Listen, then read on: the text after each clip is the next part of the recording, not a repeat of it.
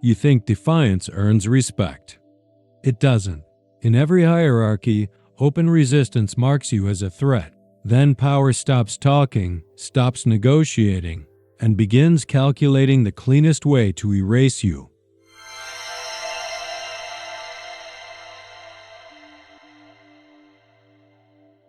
Most people are raised on a comforting illusion. You are taught that when conflict appears, rational people sit at a table and negotiate. Arguments are exchanged. Compromises are formed. Both sides leave with partial victories. It sounds civilized.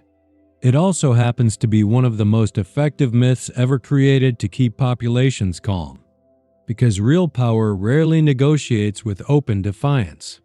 Real power manages stability. Every hierarchy, corporate, political, military, or social, exists for one primary reason: maintaining order. Inside the system, stability ensures predictability, and predictability protects authority. The moment someone becomes openly defiant, that stability is threatened. Not because one individual is powerful, but because visible resistance introduces uncertainty, and uncertainty spreads. Power structures understand something most individuals do not. Rebellion is contagious. If one actor challenges authority and survives, others begin studying the possibility. They begin asking quiet questions. They begin imagining alternatives. That is the real danger, not the rebel, the example, which is why most systems do not immediately destroy defiance. At first, they attempt softer methods. Signals, warnings, pressure. Opportunities begin disappearing.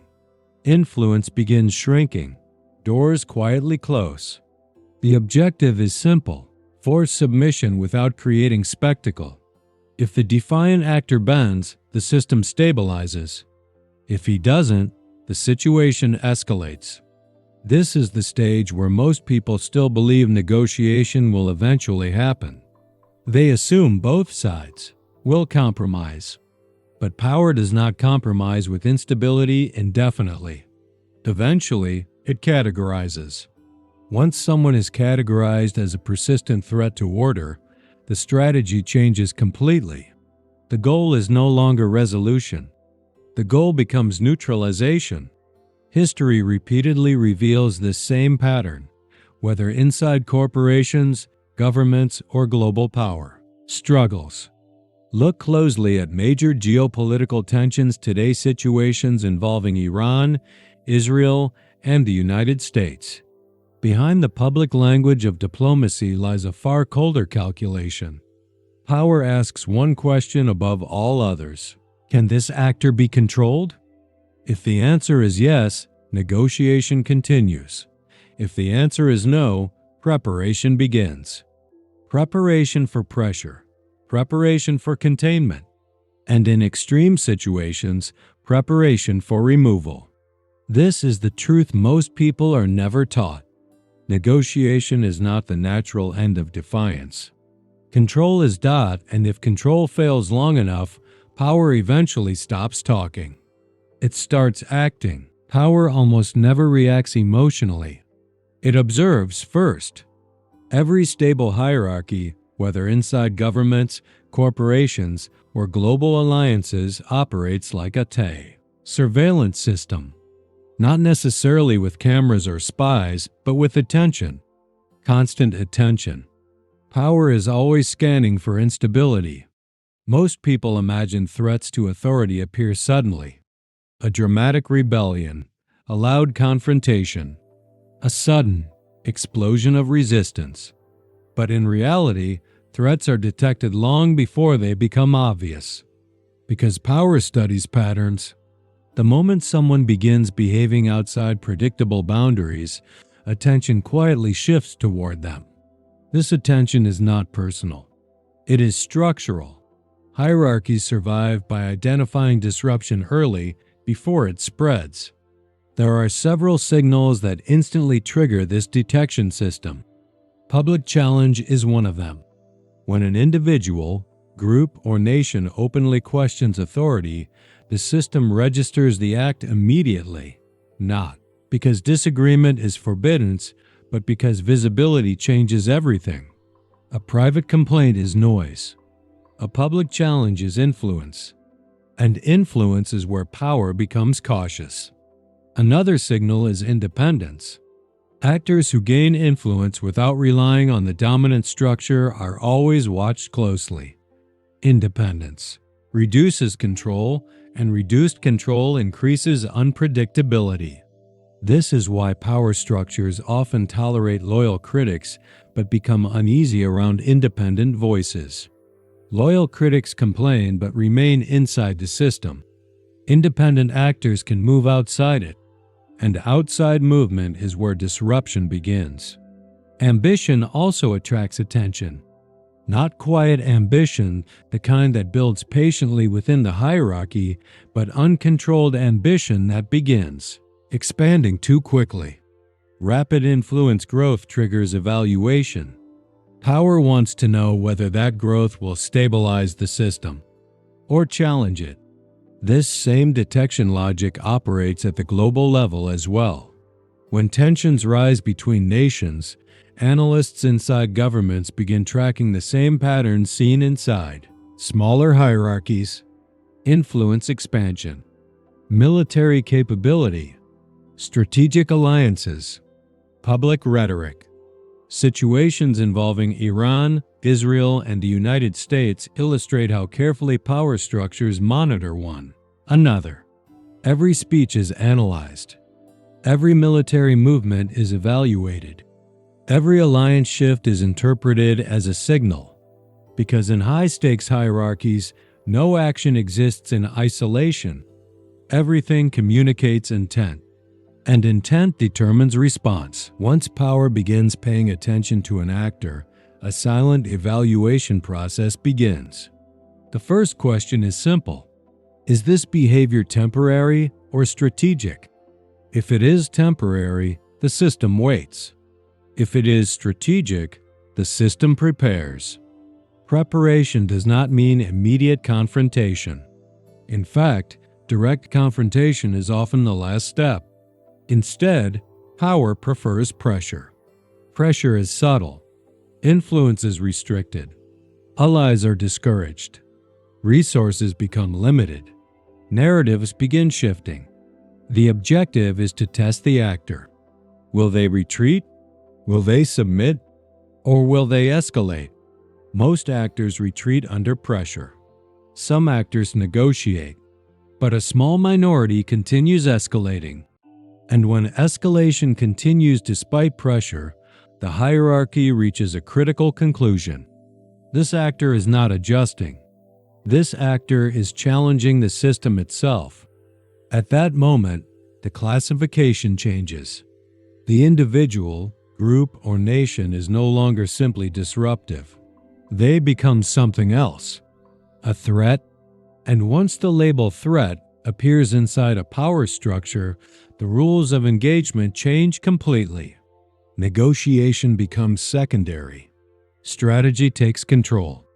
Because hierarchies do not survive by ignoring threats.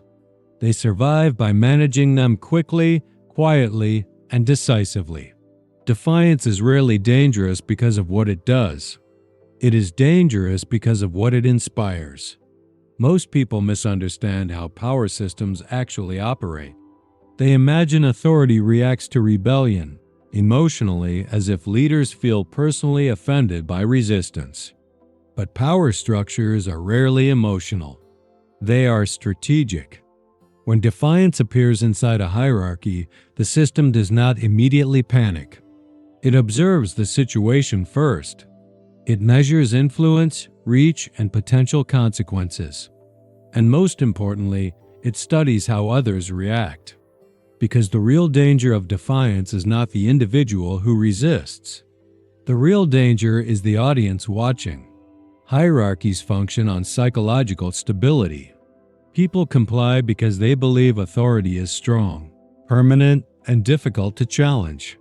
The moment someone challenges that perception and survives, the entire psychological structure begins to weaken. Others begin to notice. They begin asking quiet questions. If he can resist, why can't I? If authority didn't crush him, maybe it isn't as powerful as we believed. This is where defiance becomes contagious. And contagion is exactly what power structures fear. Once resistance spreads through a system, control becomes far more difficult to maintain.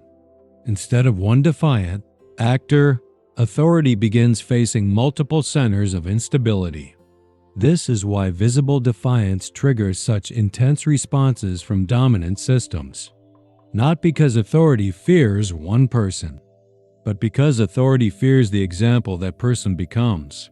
History shows this pattern repeatedly. Whenever a rebel becomes too visible, too influential, too symbolic, the hierarchy begins preparing a demonstration. Demonstrations serve a specific psychological purpose. They restore belief in the strength of a system. When a power structure removes a defiant actor, it sends a message to everyone watching. This is what happens when you challenge the order. The objective is not revenge. It is deterrence. Deterrence works by reshaping expectations. Once people see the consequences of resistance, they become far less willing to experiment with rebellion themselves. Fear restores stability, and stability preserves hierarchy. This same logic appears not only inside organizations, but also on the global stage. When conflicts emerge between nations, the psychology of deterrence becomes even more visible. Consider the ongoing tensions involving Iran, Israel, and the United States. These conflicts are often described publicly as ideological disputes, territorial disagreements, or strategic rivalries. But beneath those explanations lies a deeper dynamic: perception of power. Each side carefully calculates how actions will be interpreted by allies, rivals, and observers around the world. If one side appears weak, influence erodes. If one side appears dominant, deterrence strengthens. This is why demonstrations of power, military, political, or economic, often accompany moments of defiance. They are not always about immediate victory. They are about preserving perception. Because once perception of strength collapses, authority collapses soon after. Power understands this better than anyone, which is why defiance rarely ends with endless negotiation. Eventually, systems reach a conclusion. If resistance continues long enough, if it becomes influential enough, if it begins inspiring others, the system must respond, not to destroy the rebel alone, but to destroy the example, because examples reshape reality, and power never allows dangerous examples to grow without consequence. There is always a threshold. At first, defiance is tolerated. Sometimes it is even ignored. Power structures understand that small disruptions happen naturally inside every system. People complain. Critics appear. Minor resistance surfaces. Most of it fades on its own.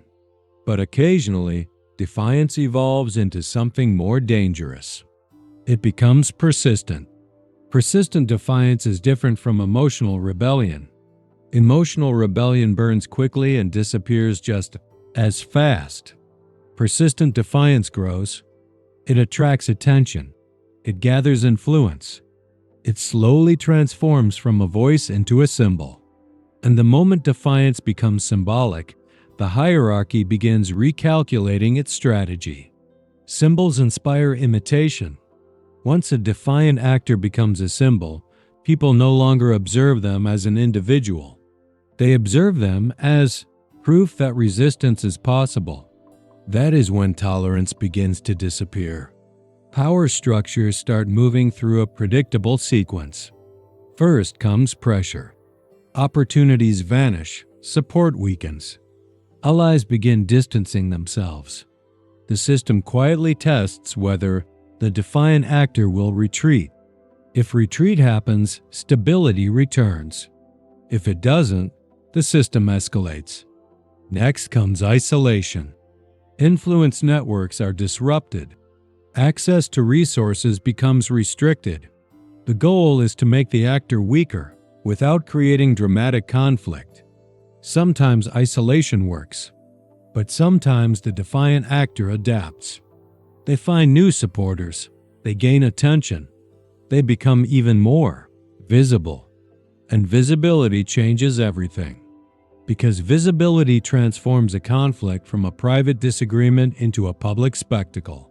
When a challenge becomes public, the hierarchy cannot simply ignore it anymore. Too many people are watching. This is the moment when power begins preparing something different. Demonstration. Demonstration is the moment authority decides that negotiation no longer protects stability. Instead, authority shows consequences. History reveals countless moments when this threshold was crossed. Empires have used it. Governments have used it. Corporations have used it. And modern geopolitics follows the same logic. Global tensions involving Iran, Israel, and the United States illustrate how power structures respond when rival actors push each other beyond acceptable limits. Publicly, these confrontations are often described in diplomatic language. Security concerns, strategic interests, regional stability. But beneath those phrases lies a colder calculation. Every move is evaluated through a single question. Does this action strengthen dominance or weaken it? When a power structure believes its dominance is being challenged openly, it cannot simply tolerate the situation indefinitely. Because dominance depends on perception. If observers begin believing authority can be challenged without consequence, deterrence collapses. And once deterrence collapses, instability spreads rapidly. This is why powerful systems eventually shift from negotiation to demonstration. Not immediately, not recklessly, but deliberately. Once strategists conclude that a rival actor will not submit, compromise stops making sense. Because compromise signals weakness, and weakness invites more challenges. So the hierarchy prepares its final message. A message not only for the defiant actor, but for every observer watching the conflict unfold. The message is simple. Challenge power long enough, and power will eventually respond. Not with endless dialogue, but with decisive action. Because at the highest levels of hierarchy, stability is never protected by negotiation alone. It is protected by consequences. Most people fall into one of two traps when dealing with power. The first trap is blind obedience. The second trap is reckless defiance. Both lead to the same outcome: loss of influence. Blind obedience may appear safe at first. People who never challenge authority often believe they are protecting themselves from conflict. But over time, total obedience produces a different problem. Contempt. Power rarely respects those who submit too easily. Individuals who never push back eventually become invisible inside the hierarchy. They lose leverage because they demonstrate they will accept almost any condition. And leverage is the only currency power truly respects. But reckless defiance is even more dangerous. This is the mistake many ambitious individuals make. They confuse courage with strategy. They believe that loudly challenging authority will force respect. In reality, loud defiance often accelerates elimination. Why? Because reckless defiance removes ambiguity. The moment resistance becomes open, emotional, and predictable, power structures classify the actor quickly. They are no longer seen as complex players inside the system. They are seen as threats to stability, and threats eventually get neutralized. This leaves only one viable path for survival inside powerful hierarchies: controlled resistance. Controlled resistance is not submission. It is calculated opposition. It means understanding when to push, when to remain silent, and when to disappear temporarily from attention. Strategic actors rarely fight battles they cannot win. They observe first. They measure power distribution inside the system. They identify allies, rivals, and vulnerabilities. Then they move carefully. One of the most powerful forms of controlled resistance is ambiguity. Ambiguous actors are difficult to classify. They cooperate in some situations while quietly resisting in others. Their intentions remain partially hidden. This forces power structures to hesitate, because eliminating someone who still provides value creates risk for the system itself. Usefulness creates protection. The more valuable an actor becomes to the system, the harder it becomes to remove them without consequences. This is why highly intelligent strategists rarely appear rebellious on the surface. They appear cooperative, calm, disciplined. But beneath that surface, they are constantly building leverage. Leverage through influence. Leverage through knowledge. Leverage through alliances. Once leverage exists, resistance becomes safer. Without leverage, resistance becomes suicidal. Even in global politics, powerful states follow a similar strategy. Smaller actors rarely challenge dominant powers directly without preparing influence networks, alliances, and strategic advantages. Conflicts involving Iran, Israel, and the United States demonstrate how actors attempt to balance pressure, deterrence, and calculated resistance rather than rushing blindly into confrontation. Because at the highest levels of power, survival depends on strategic timing. The objective is never emotional rebellion. The objective is controlled influence. And controlled influence requires patience. Real strategists understand something most people never learn. Power is not defeated by shouting at it. Power is navigated carefully, quietly, and always with leverage. The greatest shift in power awareness is not external. It is psychological. Most people enter adulthood carrying a belief system designed for comfort, not survival. They are taught that honesty earns protection, that fairness guides decisions, that courage alone commands respect. These ideas sound noble, but power systems do not operate on noble myths. They operate on leverage, stability, and control. The moment someone begins studying hierarchy seriously, they encounter an uncomfortable realization. Morality and power are not the same language. Morality asks what is right. Power asks what preserves dominance. Those two questions occasionally overlap, but often they do not. This is the moment when many individuals experience what can only be described as an identity fracture. The naive identity collapses. The naive identity believes effort guarantees reward. It believes truth automatically defeats deception. Believes systems exist to recognize virtue. Reality introduces a different framework. Power protects value. Power tolerates usefulness. Power removes instability. Once someone understands this dynamic, they begin seeing the world through a new lens. They notice how influence shapes outcomes more than arguments. They observe how reputation can matter more than facts.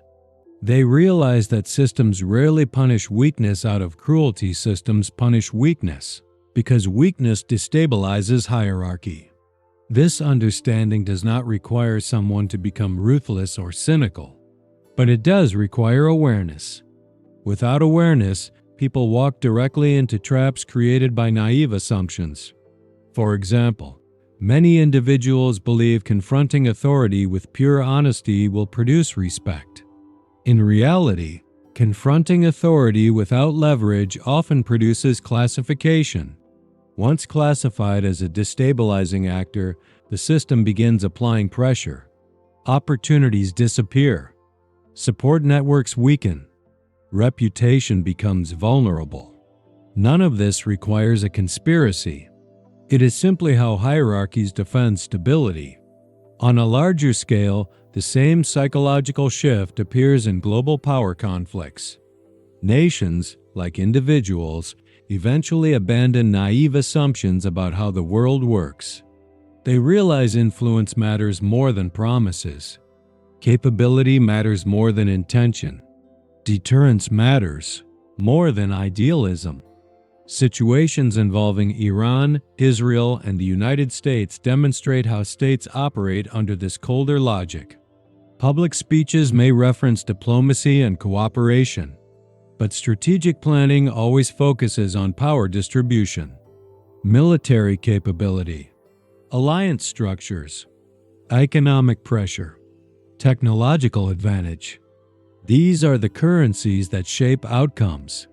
Understanding this does not mean abandoning morality. It means recognizing that morality alone does not determine results. Strategists throughout history understood this distinction. They knew that survival inside competitive systems requires awareness of how power actually behaves. Once the naive identity disappears, a new mindset emerges. Observation replaces assumption. Patience replaces emotional reaction. Strategy replaces impulse. Individuals who complete this psychological shift begin navigating hierarchies differently. They speak less. They watch more. They choose conflicts carefully. And most importantly, they stop believing the world will reward them simply for being right. Instead, they focus on becoming effective. Because effectiveness, not innocency, is what power ultimately respects.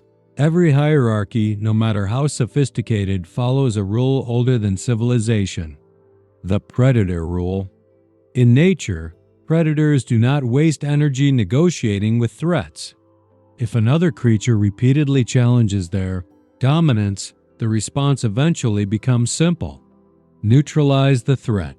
Human power systems operate in a similar way, only with more complexity and patience. At first, the response to defiance is rarely immediate violence or destruction. Modern hierarchies prefer layered responses. First come signals. Warnings appear subtly. A change in tone. A shift in language. Opportunities begin closing. Allies grow distant. The system is testing the boundaries of the defiant actor. Will they recognize the signal and adjust? Most actors do. Those who understand power read these signals quickly and retreat just enough to survive. They recalibrate their strategy. They reduce visibility. They regain leverage before pushing again. But some actors ignore the signals. They mistake silence for weakness. They believe that because the hierarchy has not reacted strongly yet, it never will. This is the most dangerous misunderstanding in any power system. Because once signals fail, the hierarchy escalates. Pressure follows. Reputation becomes vulnerable. Resources become restricted. Networks begin dissolving. The environment around the defiant actor slowly becomes hostile. Again, this stage is designed to force submission without dramatic conflict. Many actors collapse under this pressure. But occasionally, someone continues pushing. They escalate publicly. They increase their defiance. They turn the conflict into a visible contest of dominance. And this is where the predator rule activates. At this stage, the hierarchy is no longer focused on negotiation. It is focused on restoring stability through demonstration. Demonstrations are rarely subtle. They exist to send a message, not only to the defiant actor, but to everyone watching. History is filled with these moments. From ancient empires to modern institutions, power repeatedly uses visible consequences to restore order. The objective is psychological. When observers witness the removal of a defiant actor, their expectations shift. Resistance suddenly looks more dangerous. Compliance becomes the safer option again. This is how stability is restored. Even global conflicts reveal the same underlying pattern. Tensions involving Iran, Israel, and the United States illustrate how major powers signal dominance, apply pressure, and occasionally escalate when they believe deterrence is weakening. The language may be diplomatic. The motivations may be complex. But the structural logic remains familiar. Power cannot appear powerless. If it does, challenges multiply. And once challenges multiply, authority begins losing control of the hierarchy itself. But because power prioritizes stability above all else, this leads to the final warning most people only understand too late. If you challenge power without leverage, you do not become a hero, you become an example designed to teach everyone else the cost of defiance. And once that lesson spreads, the hierarchy stabilizes again. That is the predator rule: cold, predictable, and operating quietly inside every system of power on Earth. This is why dominant systems eventually reach a point where dialogue stops being useful. At that moment, action replaces conversation. Not because power enjoys destruction,